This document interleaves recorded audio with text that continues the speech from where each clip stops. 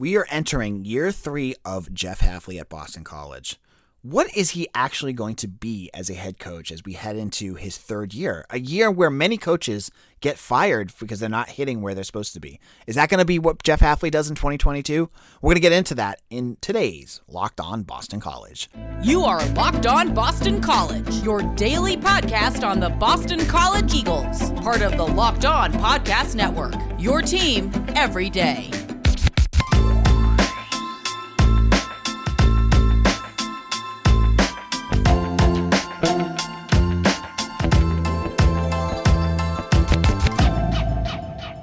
This is Locked On Boston College. I am your host, AJ Black. Today's show is brought to you by LinkedIn. LinkedIn Jobs is the official college football recruiting sponsor across the Locked On College Network.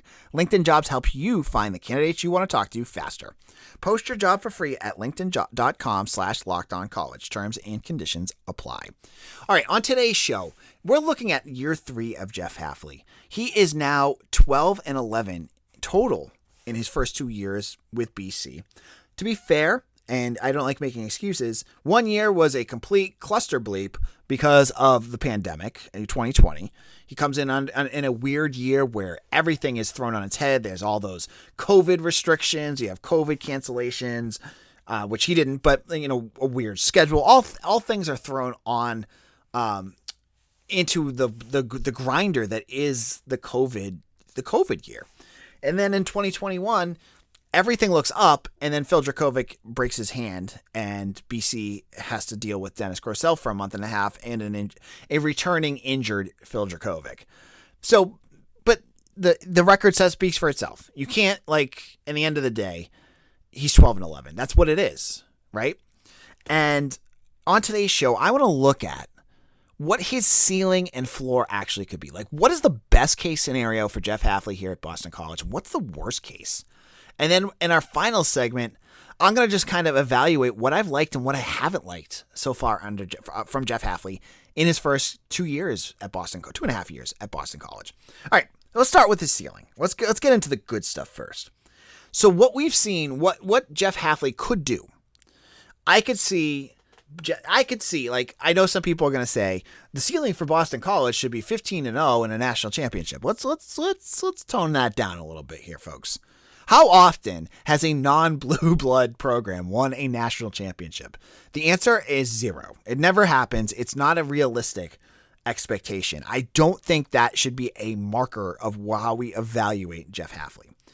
That being said, could you see Jeff Hafley coach a team in the New Year's Six Bowl? Well, the team has to be more complete than what we've seen, and I'm worried that the offensive line and defensive line are not good enough to get BC there this year, and then you lose Dracovic. So there's some issues there that make me worry that's not capable. But I do. What have we seen under Hafley so far when the team is at least where it should be? When you're not missing Phil Dracovic. Is it even when Dracovic was gone, this team was competitive, right? When you had Dennis Grosel futzing around and unable to get I should be nicer to Dennis because Dennis was on our show and I do like him as a quarterback. He just had struggles. BC was not able to move the ball under him, but against Clemson, against Louisville, Syracuse, BC still stuck around, even when they were not playing well at all. And a lot of that was on quarterback play, and the offensive line was just a mess. Now, Hafley was proactive and fixed a lot of that. When I talk about it being the coaching, there's an entirely new offensive coaching staff other than Steve Shimko, who actually moved positions from tight end to quarterback, where he was a quarterback coach for Russell Wilson at Seattle, I believe. And so I like that. I like that he's been proactive there because I think a reasonable goal for Jeff Hafley with the way he's recruiting, the way he's coached in game, is to get to that New Year's Six Bowl. Now, a team to look at like Wake Forest was able to have a pretty magical season in 2021, and they didn't even get to a New Year's Six Bowl last year. that's going to be a tough road to get there. I mean, Wake Forest lost to Pitt in the ACC championship and ended up at the Gator Bowl, and it ended up playing Rutgers because Texas A&M just didn't want to play. So could BC get to that level? I think they could. I think you're going to have to hope that there's going to be a season that Hafley can get that whale off his back and beat Clemson. And if you beat Clemson, that should start the ball rolling. Now, like a year like this would be a perfect year that if they had the offensive line, I would say, ooh, watch this. But Clemson has a murderer's row of defensive tackles that could make it harder on a very, very young BC offensive line. So you're going to have to move ahead. You look at seasons coming up. You have everything being like, you got to hope that Hafley gets this guy developed. You have to hope that this gets developed. Like Emmett Moorhead next year. Will he be enough? Will the defensive line get improved? Will, they be able to move on past Zay Flowers after he leaves? That's where you need to look at how you evaluate Jeff Hafley in one sense, because if you trust him as an evaluator, you should be able to get your team up to this level where you're thinking, okay, if this happens, they could make this every single year. Now, do you trust Jeff Hafley as an evaluator? So far, I think I've liked a lot of what he's done in terms of recruiting. But, I have to say, this is going to be the first really big year where I'm going to say, okay, Jeff Hafley's got his guys at almost every position now. How are they competing at the ACC level? Is he a good talent evaluator? Because if the answer is yes, then his ceiling will be higher. You'd say that, okay, that's going to make BC competitive every year because he's able to evaluate and get guys in that will make them able to hold their own against the NC States, the Clemsons, Florida States, Miamis, etc. If he's not, we'll get into that in the second. Now, the bigger question, I think, is the infield game coaching. Now, I agree. There's been games where he hasn't been his best, that he has not put BC in a position to win. And there's been sloppiness. There's been some questionable play calling, especially on offense, where Hafley has to take that step up. Now, we're looking at the positive end here, folks, though. Okay. He is in year 3 as a head coach, period. How many people here have gone into a new job, any job, you name it, whatever you're doing, and immediately you're the best at what you do? Maybe if you're a complete narcissist and think that you're good at everything you do, then you could say that. But for most of us, we're not that way. Hafley had, a weird year, a year without his quarterback. I think this is going to be a year where we can see if he can learn from the mistakes that he made in years past. And I think if you believe his ceiling is 8, 9 wins, 10 wins here and there, this is going to be this is going to be a key moment for Jeff Hafley. Can he really take control of games? I think back to 2021, and I know it's Phil Jacovic's injury, but I look at that NC State game. I was there watching it in the press box, and it shocked me how quickly the game got away from him. And yeah, there was a block punt, and the offense wasn't going anywhere, but it just felt like once that happened, the wheels fell off that game so fast. And that happened a couple times. I believe it was the Wake Forest game at the end of the year too. Those types of moments where the game just seems to fly by Coach Hafley, I think those are the moments, and I think he's even said it at press conferences, he needs to get better at. He needs to improve. So this is a perfect year for that to happen. Can he put the brakes on it? And he's been able to do that. I think back to the Georgia Tech game. There's been games where BC starts off real slow, and then they're able to figure it out and not let the wheels get off. Having that happen more consistently will help him get there. And so, for me, Jeff Hafley, his ceiling to me is 10 wins. Maybe 11 with a bowl win, okay? And a New Year's Six bowl. And I know for some folks, they're going to be depressed and not hear me think that BC's a playoff team, but folks, I'm here to be realistic. I'm not here to put roses up, blow flowers in your face or whatever the saying is. This is where I think BC's at. 10 wins is probably his ceiling. Now, what if things are not good? What if things fall apart for Hafley? Let's look at what the floor could be coming up next. As the sun comes up and small businesses are back in business, LinkedIn Jobs makes it easier to grow your team. LinkedIn Jobs helps you find the people you want to interview faster and for free.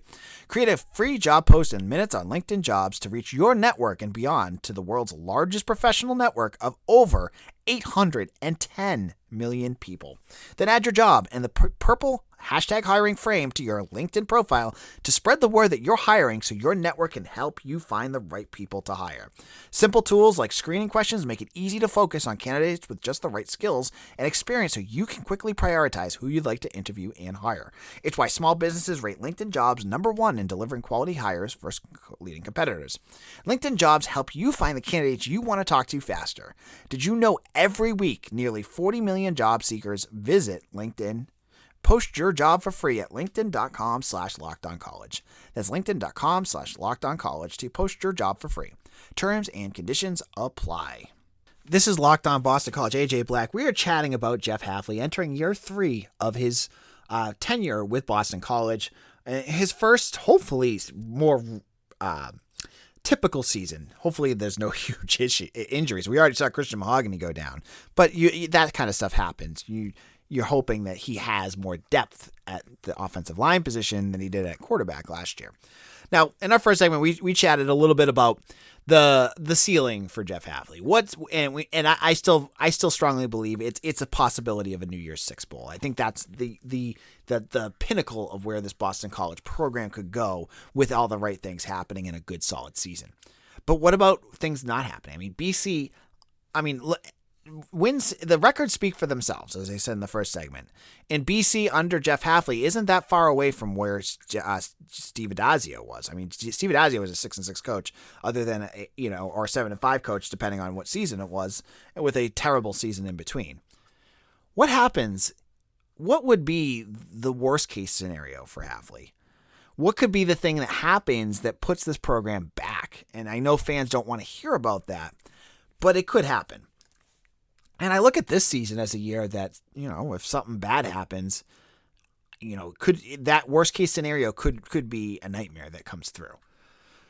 So, BC is going to have to take, you're hoping that as the team develops, they add in these true freshman recruits, they're developing them, they're getting them into the system, they're making them into more polished ACC level players.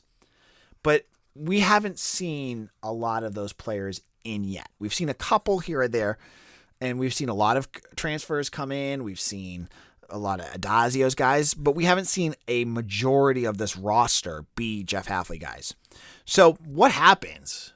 Well, I mean, the worst case scenario is he isn't the evaluator that you thought he was. We are all on board. I think I speak for myself included, that he seems to be a good talent evaluator. I love how he's recruiting power high school programs and track stars and speed everywhere. But what if we're missing something? What if we're missing something in the way he's evaluating talent that's going to show up on the field? What do we do then?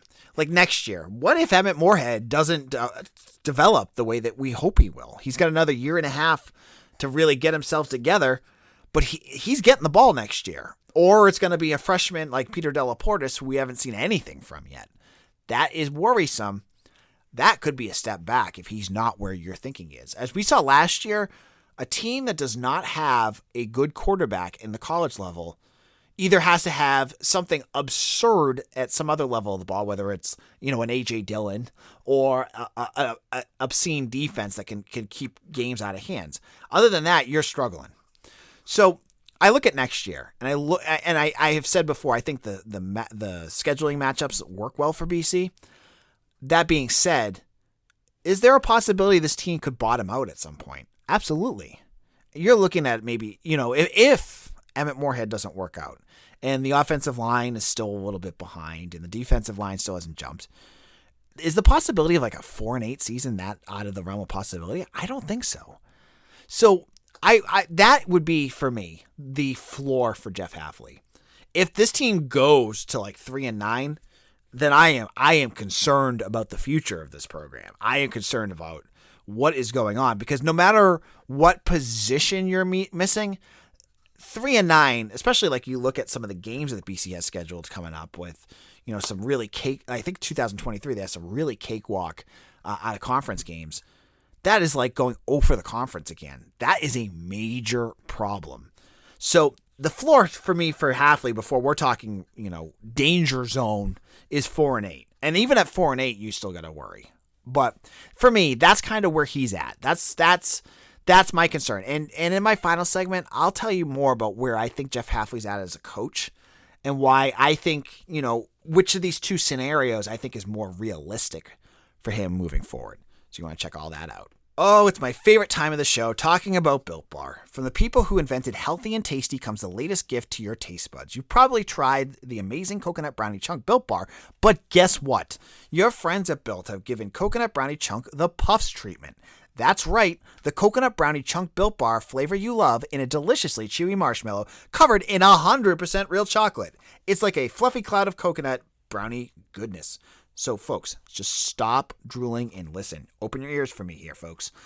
They are good for you. They are low calorie, low sugar, high protein, and they are delicious. So make sure to head out to Built.com right now to get the covered in chocolate coconut brownie chunk puffs at Built.com. Using promo code LOCK15, you're going to get 15% off your order. And remember, it's not just your first order. It's every order at Built.com. When I order my boxes, I use promo code LOCK15 all the time. So make sure to go to Built.com and use promo code LOCKED15. This is AJ Black. We're wrapping up our conversation on Jeff Hafley, who's probably talking to the media as we speak over at the ACC Kickoff 2022. Now, I gave you the best case scenario. I gave you the worst case scenario. Now, where do I stand in my personal belief of where Jeff Hafley is at, what I really think he's capable of doing, and where I think his limitations are? Right now, I don't want to call myself a Hafley stan because I'm more of a journalist, so I can't call myself a stan because that's not being objective enough. I want to be objective of what I've seen with Jeff Hafley so far. Now, is he a perfect coach? No. Does he have lots of room to grow? Yes. Does he seem like a coach that's willing to grow? Yes. That's a big piece for me with Hafley. When I saw Steve Addazio, when we watched him coach, when we saw Frank Spaziani coach for a while, they just seemed like old cudgers that were stuck in the mud in the ways that they were doing, and things were just going to keep changing and they were going to get better. I saw, and I know a lot of people refer to Steve Addazio as the gym coach, and it rings true to me. A guy that is old school, that doesn't want to change anything he does because it'll work. You need to just believe me. Otherwise, you're stupid is kind of what I always got the impression Addazio thought of us, the media and fans. I don't get that sense with Hafley.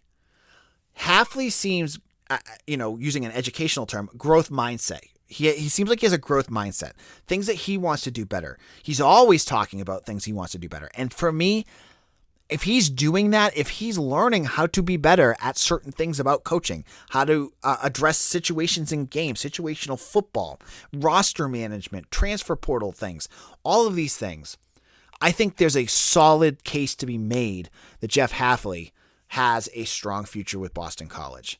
Now, this is going to be a big year, and I have seen so many, preseason polls and projections, and every single one of them is like 6-6, 7-5. Folks, I have said on this show before that if things roll right, if this offensive line can grow under a very experienced offensive line coach, Dave DeGuglielmo, Coach Googs, they should be better than that.